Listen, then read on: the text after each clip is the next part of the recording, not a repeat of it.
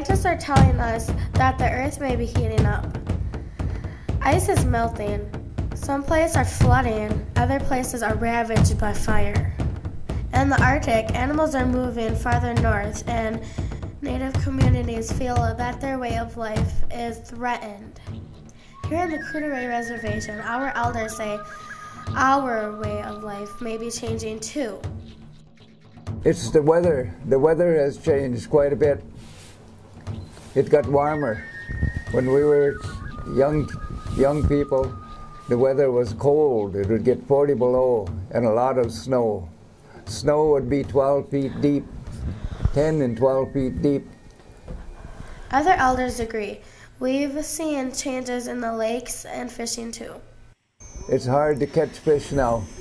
Seems like the fishes went deep, or they're just going out of existence.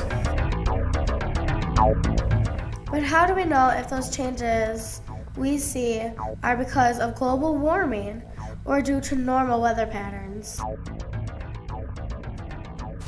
It's hard to tell when you first look from day-to-day weather patterns whether or not a certain thing is caused by global warming, because it occurs over a longer time scale than that. But over time, we're expecting to see warmer temperatures. Scientists are expecting warmer temperatures because of the build-up of greenhouse gases. Some of it happens naturally, but it is also caused by humans burning fossil fuels. Car exhaust, factory smoke, and other pollution that gets trapped in the Earth's atmosphere. This acts like a greenhouse to warm the Earth.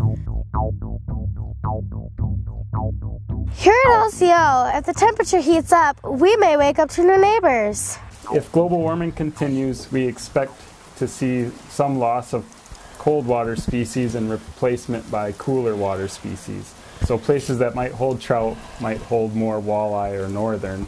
Places that currently hold walleye and northern might change to hold bass and sunfish and more warm water species.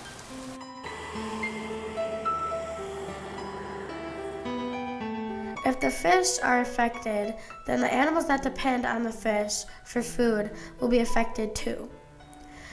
Animals like the bear, crane, loon, and eagle that hunt the fish are part of the web of life. The Ojibwe are part of the web too. These animals represent the totems, our clans. What would happen if they disappeared? That's a scary question. Hopefully that doesn't ever happen. But those animals are spirit animals, and they take care of us spiritually, as well as some of those animals being our food as well. So there's a real high level of respect for those animals, and I would really hate to see them disappear.